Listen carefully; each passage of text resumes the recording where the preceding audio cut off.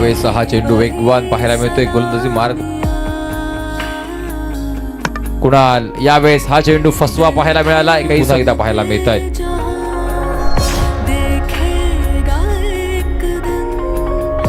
यावेळेस चेंडू हवेत सज्ज पाहायला मिळतोय. कामगिरी 6 चेंडूच्या माध्यमातून आतापर्यंत. यावेळी चांगला चेंडू, अतिशय सुरेख, आपल्या नावे फलंदाजीची संधी असेल गोलंदाज कुणालच्या दरम्यान.